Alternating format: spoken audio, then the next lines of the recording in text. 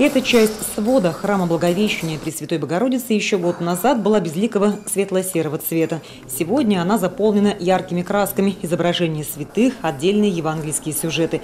Все это дело рук мастеров из Подмосковья. В команде 5 иконописцев. Особое внимание они уделяют образу Богородицы. Храм назван именно в ее честь. Много сюжетов посвящено Матери Божией. Это сцены из Акафиста, Успения. Большая композиция «О тебе радуется». Много святых и Ветхозаветной церкви, и Новозаветной церкви. С той стороны будет много святых, это местно чтимых. Используют в росписи практичные силикатные краски. Они не смываются водой, при нанесении принимают стеклообразный вид. Глубины морские, так называют цветовую гамму росписей отец Владимир, настоятель Свято-Преображенского прихода. Говорит, идеями таких торжественно украшенных сводов вдохновился в паломнических поездках. Поразили древние храмы и Египта, и Греции, и других стран, где православие зародилось еще в стародавние времена. Самое неописуемое – это, конечно, Византия древняя, расцвет, то есть 10-11 век расцвет иконописи был в Византии.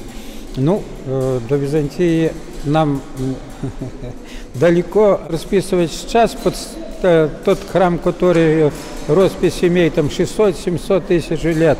Но я думаю, неразумно. Почему? Потому что я думаю, что и те росписи, которые 700 лет назад делались, они все-таки изменили цвет, краски и прочее. Деревянная церковь на территории церковного комплекса появилась около 20 лет назад. Если возводить рядом второй храм, то только каменный, решил отец Владимир. Тогда и заложили фундамент под будущее здание. Простоял он около 5 лет. Все это время ждали спонсоров для недешевого проекта. К счастью, нашли. Сразу появились и постоянные прихожане.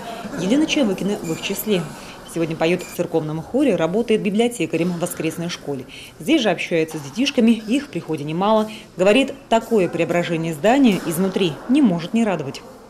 Храм наш стал гораздо красивее, конечно же.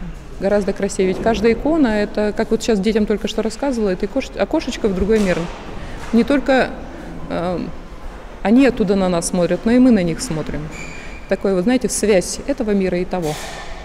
Поэтому чем больше здесь икон, тем, безусловно, здесь становится все красивей, душевней, я бы сказала, молитвенней.